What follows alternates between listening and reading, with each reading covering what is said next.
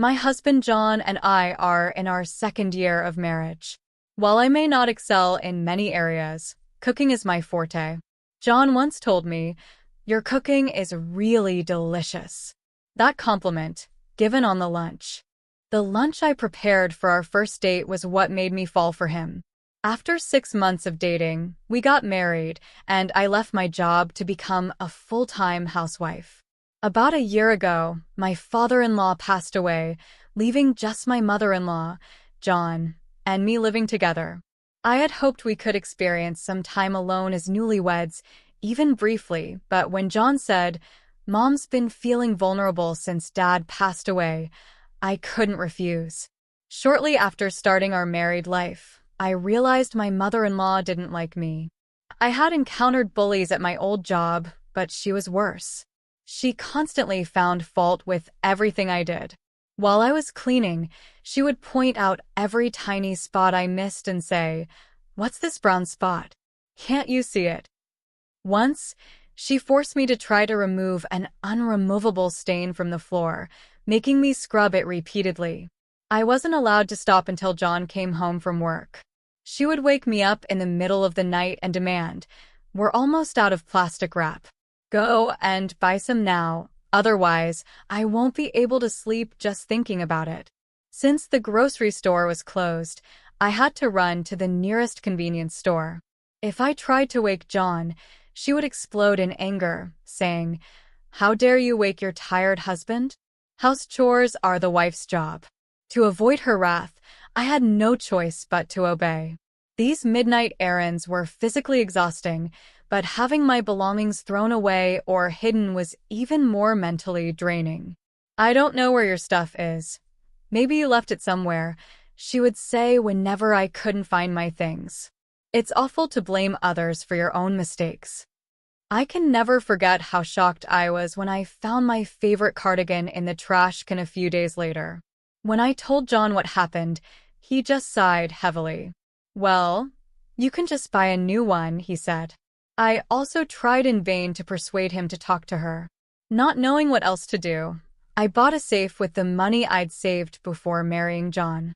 I kept my belongings out of her sight, especially my valuables, which I stored in the safe. It's crazy to distress your own family like you do. I'd like to see the face of the person who raised you. Her harsh tone intensified, and every time she opened her mouth, I had to brace myself for the inevitable verbal attack. She criticized every meal I cooked, saying, "Too bland" or "no taste at all."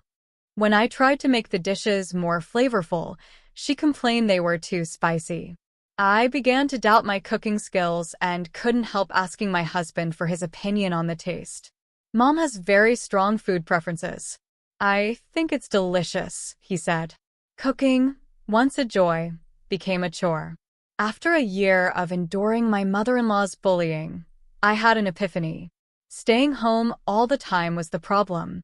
Realizing this, I decided to start working part-time. I had quit my job to be a housewife, as John requested when we got married, but if staying at home was this painful, I wouldn't have left it so easily. Despite a slight gap in my career, I was valued for my quick learning skills at my part-time job, and it simply felt good to be praised again. However, as I spent less time at home, my mother-in-law began to focus her harassment during breakfast and dinner times. She used to eat despite her complaints, but started leaving most of the food untouched, barely taking a bite before leaving the table. I lost count of the times she accidentally knocked over her soup bowl. When I swallowed my pride and asked her what was wrong with the meal, she'd laugh and say, "You think asking will solve everything, don't you? Why don't you try thinking for yourself?" I was left alone to clean up her leftovers at the dinner table. One day, my mother-in-law really crossed the line. While we were having dinner, she suddenly stood up, took her plate in her hand, and headed to the kitchen. As I looked up in surprise, our eyes met and she smirked. By the time I realized what was happening, she had already thrown the meal I made into the trash can. "This is such an awful-looking meal. Even dog food would look better than this," she scoffed. I looked at John in disbelief, but he just ignored me and continued eating. I couldn't believe what I was seeing, so I rushed to the trash can. I opened its lid and stared at the ruined food. This is terrible. I turned around to see John, but he wouldn't even look at me. She probably wasn't feeling well.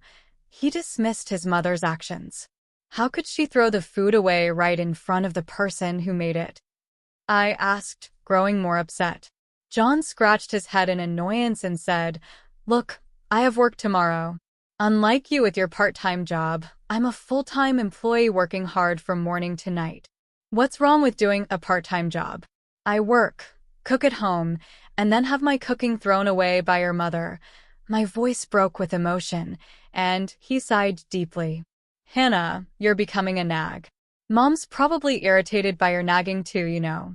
And if it's that bad, then you shouldn't be cooking anymore." After saying that, John walked into his bedroom, leaving me staring at his back in disbelief. At that moment, I finally realized he didn't care about me at all. Something inside of me just snapped. The next day, I prepared breakfast as usual and let both John and my mother-in-law know it was ready.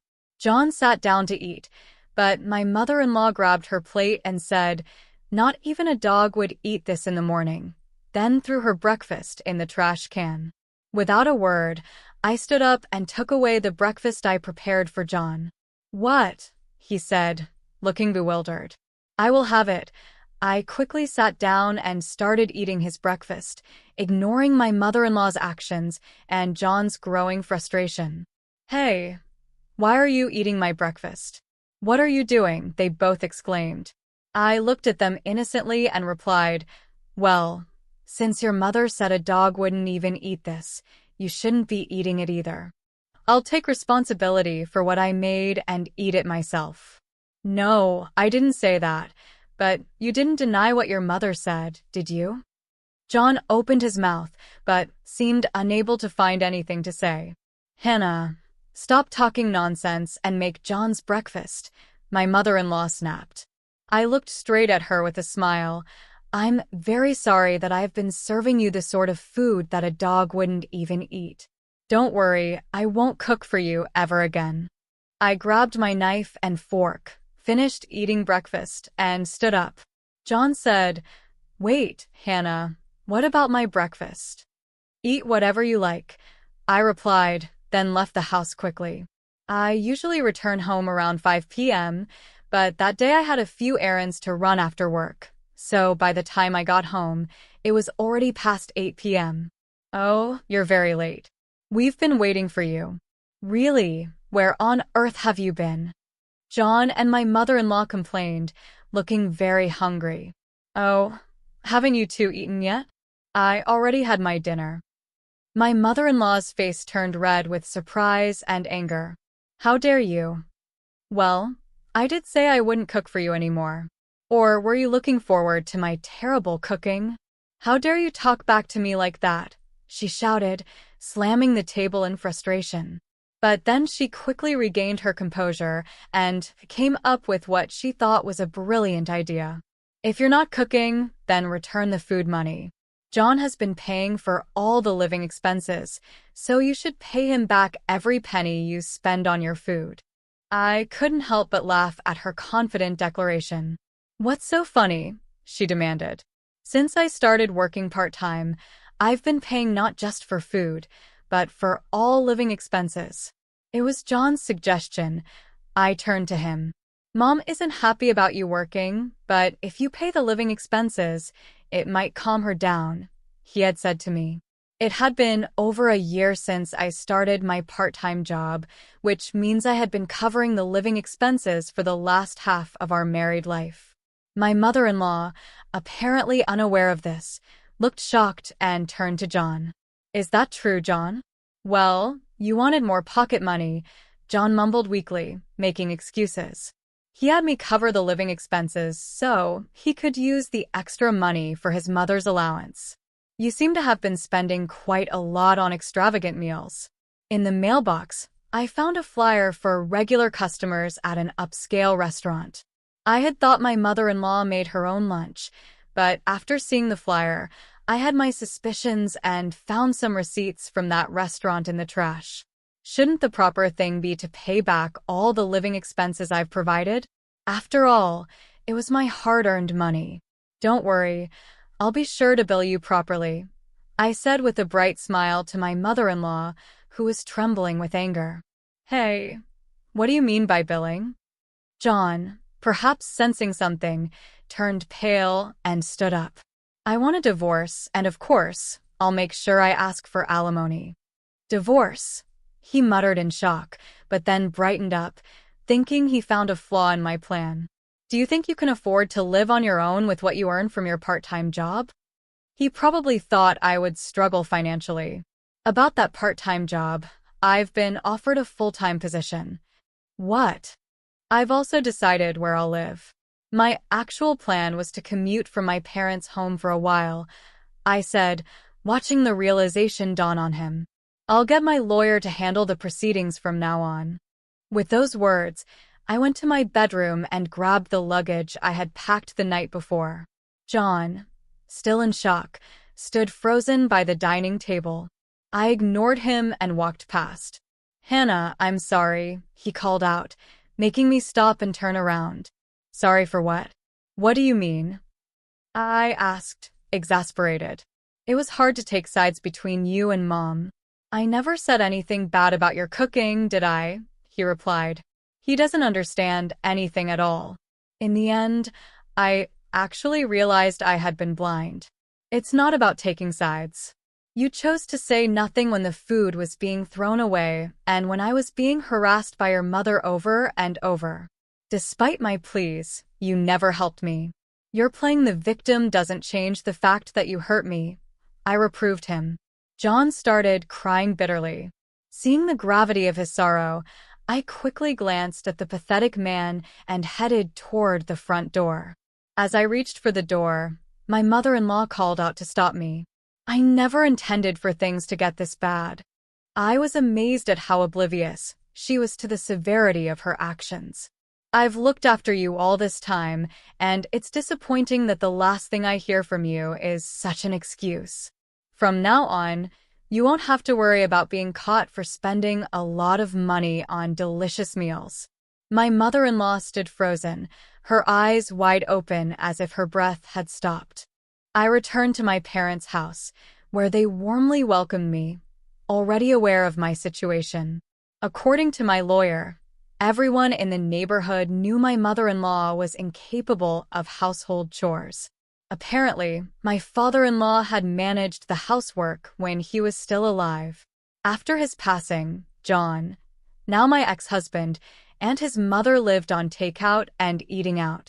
To them, I was a convenient housekeeper to exploit. The news about our divorce quickly spread throughout the town. Eventually, it reached John's bosses and colleagues, causing him considerable embarrassment. John and his mother are now in financial trouble, having hardly saved any money and squandering it all. They are panicking over the alimony they owe me. Now that everybody knows about their mistreatment of me, finding a new housekeeper has become impossible. They can't even afford the kind of meals they used to have. John, unrelenting, kept texting and asking if we could get back together. I also received messages from my mother-in-law filled with excuses, but they were repetitive and uninteresting, so I stopped reading them. Now, I enjoy cooking for my family, making sweets and baking cakes on weekends. I often share my creations with my colleagues. Surrounded by those who appreciate my cooking, I believe this will help restore my confidence. With this new hope, my heart swells with anticipation.